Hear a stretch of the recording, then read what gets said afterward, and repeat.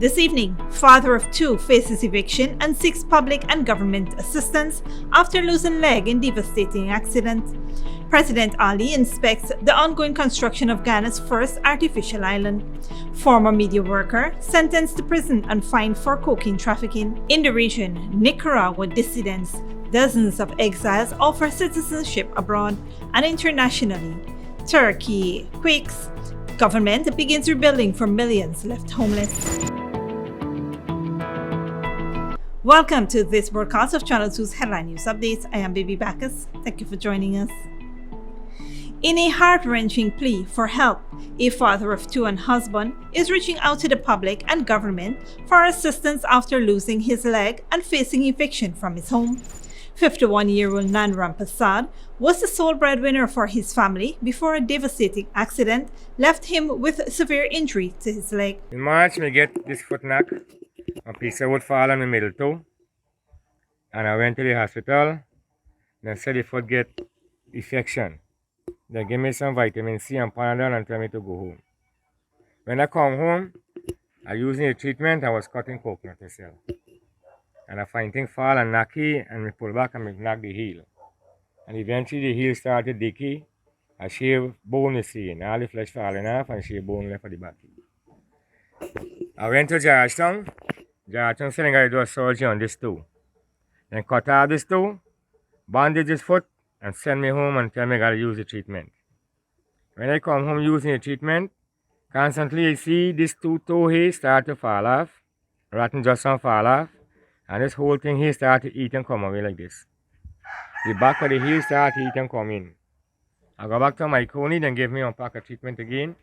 I using it. As time goes by, the foot getting worse and worse going. I got to Georgetown and sent me to the foot center.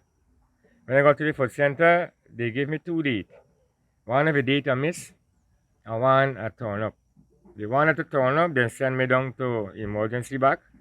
Emergency said, they can't do nothing but the foot, but cutting off the foot. Despite months of medical treatment and rehabilitation, doctors could not save the limb, leaving the man unable to work and provide for his family. Prasad recounted his family's difficulties during his injury, saying that he feels helpless and cannot provide for his loved ones. Without a steady income, he and his wife struggle to pay for necessities such as food and medical bills and provide for their 2 young daughters. This condition I'm here right now is somebody place I'm living at. And they asked me to leave and see somewhere to go. I have no way to go and I'm trying to find somewhere. Now the family is appealing to the public and government for assistance to get a plot of land and help to build a new home. They are also reaching out to local organizations and charities for support. I don't know if anybody could help me through the government or how, the food for the poor, or who could help me to get somewhere. So I don't know who could help me. I asked him for help because of my condition. And I can't do nothing because since the 10th of December, it cut off me and working over. I just depend on a little garden. The man's wife, who has been caring for him and their 2 children, says that she is grateful for any help they can receive. She said any support, whether financial aid, food, or a place to stay, would be greatly appreciated. She also pleads with the government to provide them with land or a home. If you could assist Nanram Prasad and his family in any way, please contact them at telephone numbers 639-6627 or WhatsApp at 662-4486. In other news, President Dr. Mohamed Irfan Ali visited the ongoing construction of the country's first artificial island, the Port of Reading Hope. The multi-billion-dollar shore-based port facility is being developed by a consortium led by 3 local businessmen, Azruddin Mohammed of Hadi's World Incorporated, Andron Alfonso, a well-known businessman and miner, and Nicholas Dego Boyer of National Hardware Ghana Limited, NRG Holding Incorporated. The president expressed satisfaction with the progress and thanked the developers for prioritizing local content. He emphasized that the project would significantly transform the economic activity across the Essequibo Island West Demerara region. The director of NRG Holdings Incorporated stated that they are working to secure more space for expansion as clients have shown interest in commercial shipping and bunkering. The first phase of the project is expected to become operational later this year, providing employment for approximately 150 persons and benefiting indirectly from drivers and caterers. The facility agreement between the Breeding Hope Shore Based Incorporated and ExxonMobil Guyana was signed in April 2022.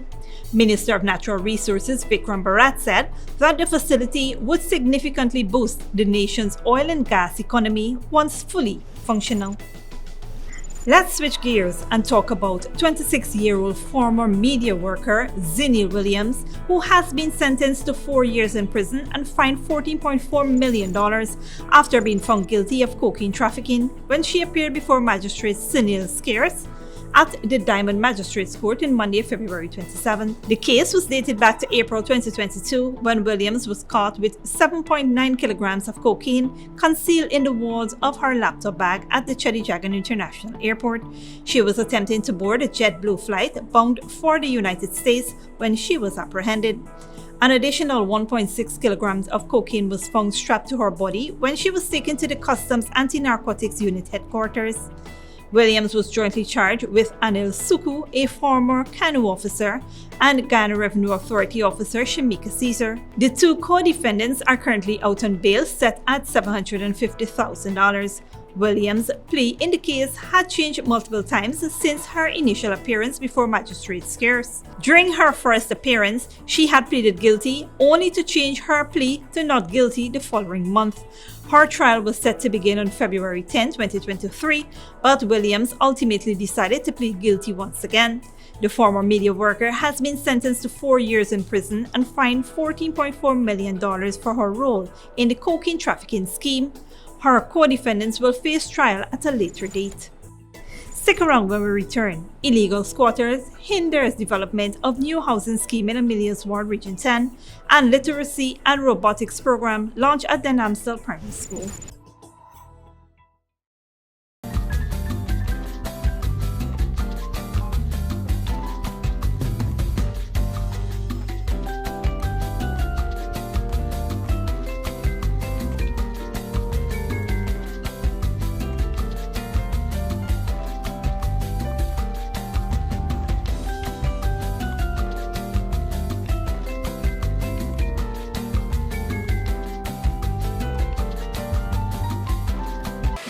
Furnishing your home or office has never been easier. Here at Kissoon's, our inventory of locally made and imported furniture, offered at amazing prices, will leave you wanting more. From vinyl, floor rugs and carpets, bedroom, dining and living room sets, mattresses, pillows, office desk, chairs and filing cabinets, outdoor benches and tables. We have a piece of furniture for every room imaginable in your home or office. Check out our flagship store at Industrial Site Rijnveld or one of our branches in New Amsterdam, Port Morant, Riverton and Camp Street. Kissoon's Furniture, furnishing homes for over 50 years.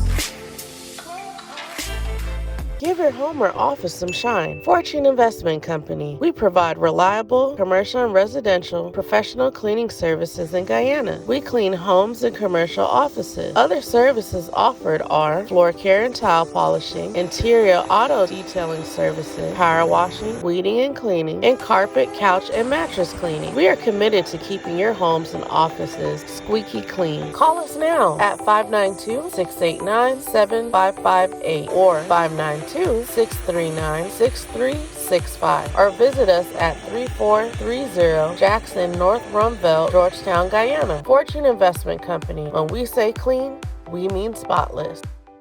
Good girl forget things. What's the problem, Granny? I want money for borrow for those surgery. I was dancing and I fall and fracture my hip. If you need some quick money, you should check Lender's Jewelry and Pawn Shop. Lender's Jewelry and Pawn Shop, Lot 238 South Road Border, Georgetown. Get jewelry made to order in just 72 hours. We also accept vehicles. Lender's, best rates, longest payback period. Boys, I get through. Plus, I could dance again. Lender's Jewelry and Pawn Shop. When you need money and you gotta get it fast, Creative Jewelry and Pawn Shop is the place for that confidential transaction in a quiet and secure location. You'll get the highest value per pennyweight for your gold and also enjoy the lowest interest rates and longest payback period too. Yes, for that instant transaction to solve a pressing financial problem.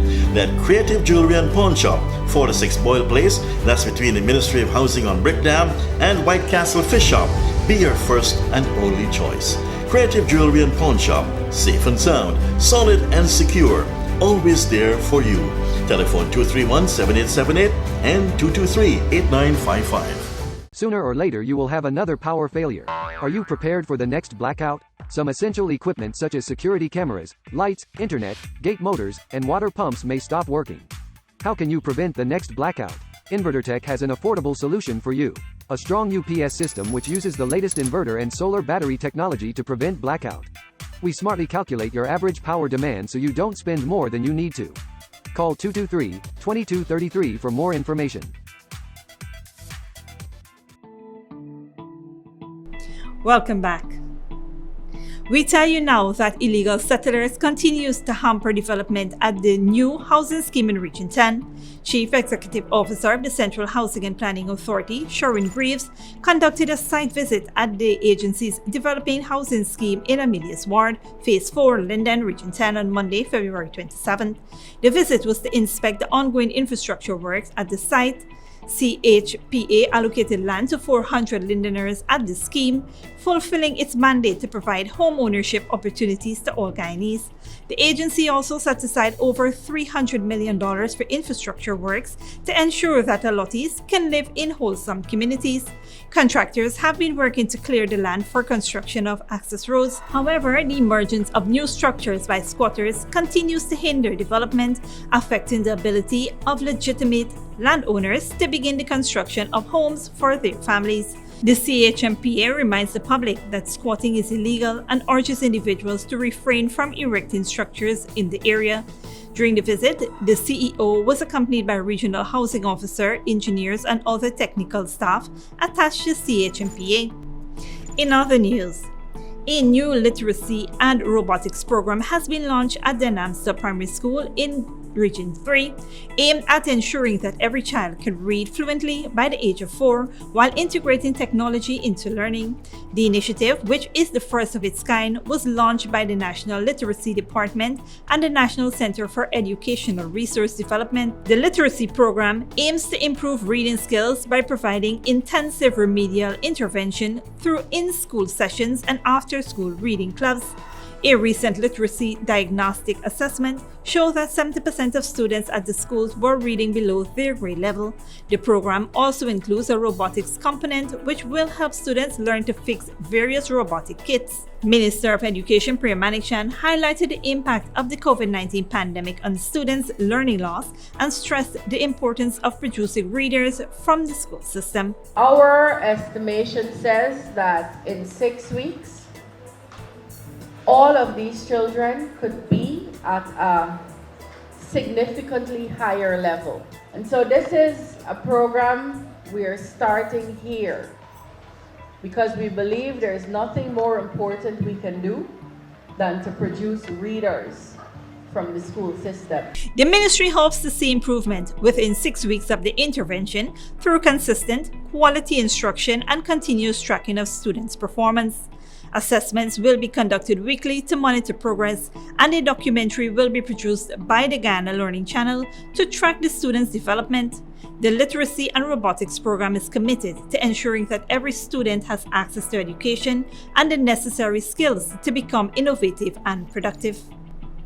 Don't go way off to the break. Chinese President Xi claims victory against COVID-19, and Turkey quakes. Government begins rebuilding for millions left homeless. Celebrity Pure Vegan Cuisine and Bar. We say vegan, we speak about 100% vegan. No dairy products, no MSG. From the cheese, the butter, the milk, everything we use here, it's vegan. Our breakfast, some of the special we have for breakfast: porridge, fried plantain, we have boil and fried katahar, boil and fried cassavas. We have soup of the day, which you all know. The main thing in that soup is the dry mushrooms as well as the bean curry. Young okras is a must with full ground food, split peas and everything up in that. Coconut milk is the main thing. Then we have the lunchtime. some of the main dishes that people already is hitting on. The split piece cocoa rice, basmati and quinoa mix. A lot of people don't know what that, but you come down here, you get it. It's a replacement of rice and a great substitute in the vegan business. Then we have dal, corn, okra and carrots, edo leaves, chanchi down, coconut milk. There's so many side dishes, but one of the special things is the chicken that we make right here. We make sweet and sour chicken, strip chicken, jerk chicken. All of that is in-house, made right in here from scratch. In the evening, you know everything is up. We also carry a large variety of organic and natural products. Some of the products that we have here is the hemp. The hemp, that one is a very important product for the body. Proteins and everything to the max. We have the Corellia. This also is very good for the body. We have the Spirulina. Spirulina is very good for everyone, but men benefit a lot from that. After the Spirulina, we have the maca powder. These are all organic and natural powders for the body, especially when you're getting up there in age. You use these things as supplements. Black seed oil. On the internet, it said the only thing the black seed oil don't cure is death. And there are many more products that we have there, full variety. We have the natural juices we also make. We have from like the sorrel juice, the pineapple juice, mabi, ginger beer. All these things make from the bark or the natural powder. We do not use concentrate in this cuisine at all. Everything we do it natural. Also at the Celebrity Pure Vegan Cuisine, we have a well-stocked bar. Some people choose to have a drink when they finish eating. We need to make sure that they're comfortable, they're happy when they're leaving this place. So we do our best to provide the services that we think is required. Remember, this place are fully AC, and we cater for weddings, all occasions, birthday parties, anniversaries. So we set the place so that everyone can come, feel right, and understand what's happening. Come right down to the Pure Vegan Cuisine and Bar, 198 Camp Street again, and you will find everything you need to live to be healthy. Welcome back. Now let's take a look at what's happening in the region and around the world. Spain and some South American nations are offering citizenship to 94 dissidents expelled from Nicaragua. This follows the deportation of 222 Nicaraguan political prisoners earlier this month. Al Jazeera's Latin America editor Lucia Newman reports. These are the images of Mónica Baltodano when she was a Sandinista rebel commander in the late 1970s, alongside President Daniel Ortega, when both were fighting to overthrow Nicaragua's then dictatorship. Today, she's not only in exile fleeing from Ortega, but is one of 317 government opponents stripped of their nationality, essentially made stateless. Primero con cierto estupor. At first I was dumbfounded, then angry, furious, but I admit it's a hard blow. Baltodano's daughter, Mónica, and her husband, Julio López, were also stripped of their citizenship. I understand you've lost more than just your citizenship. Although we don't accept Ortega's actions, they're having consequences. They've erased our birth certificates from the civil registry, as though we'd never been born. They've confiscated our property and cancelled our pensions. It's not enough to make us stateless. They want to make us destitute. Among the latest 94 Nicaraguan exiles stripped of their citizenship are prize-winning novelists Sergio Ramirez and Gioconda Belli. Ramirez has accepted Colombia's offer of citizenship, and Belli that of Chile, whom she thanked for its solidarity. Of all of Latin America's left-leaning governments, Chile is by far the harshest critic of Nicaragua's government. And it's also been one of the first to offer citizenship to those whom Ortega has banished. And perhaps it's because hundreds of Chileans suffered the same fate under this country's former military dictatorship. One of them was Orlando Letelier, who was assassinated by the regime's agents in Washington, D.C., 2 weeks after he was stripped of his citizenship. These people will recover. His son Juan Paulo predicts that, like his father, albeit posthumously, the Nicaraguans will recover their citizenship. And what will be written in the history books is who Ortega really is. He is a person who has no respect for human rights, and this doesn't matter if he's from the right or from the left. They are dictators. In the meantime, more countries are offering to take in the stateless dissidents from Nicaragua, a country that Sergio Ramirez describes as a bleeding wound for Latin America. Lucia Newman, Al Jazeera, Santiago. Internationally, Turkey has begun work to rebuild homes for 1.5 million people whose buildings were destroyed in a series of earthquakes. More than 50,000 people were killed in Turkey and Syria. Al Jazeera's Hashim Ahelbara reports. Levant Döner has come back to his neighborhood in Kahramanmaraş to recover his belongings. His family had to move to a village nearby, but Levant says he intends to return as soon as his parents' house is rebuilt. I want to spend my life in Maraş. I was born here. All I want is a home that is built on solid ground and in line with construction regulations. Eager to counter growing criticism they acted slowly during the earthquakes, government officials have pledged to finish reconstruction within a year. This is the biggest earthquake mobilization in the history of Turkey. We're establishing new urban planning for affected cities, and we will ensure the cultural and demographic identities of those cities are preserved. Earthquake debris is being cleared, paving the way for huge construction sites in affected areas. City officials say they are determined to build houses that are going to be stronger, safer and better. Turkish society is divided on how best to move forward after the devastating earthquakes and staggering death toll. The government insists on rebuilding quickly so that those who lost their homes can find a permanent shelter. But for many experts and architects, it's about making sure cities and buildings are designed to withstand powerful earthquakes and save lives. But not everybody is convinced the government is doing the right thing. Borkay Göçyetmez is a construction engineer. He says the authorities should first stop giving zoning amnesties to builders who violate seismic construction codes. Bunu doğru bulmuyoruz. Çünkü halen sarsıntılar devam ediyor. With the ongoing aftershocks from time to time, I'm wondering whether rebuilding now is the right thing to do. The authorities have arrested dozens of builders and a mayor for violating safety standards. For now, victims of the earthquakes continue to deal with grief. They know nothing will ever be able to compensate for the loss of their loved ones. Hashim Al-Bara, Al Jazeera, Kahramanmaraş. And finally, Beijing has accused the US of smearing China by reigniting the debate on the origin of the coronavirus pandemic. It comes as health experts around the world raise questions about the sharp decline in China's COVID-19 death data. Al Jazeera's Catherine Yu reports.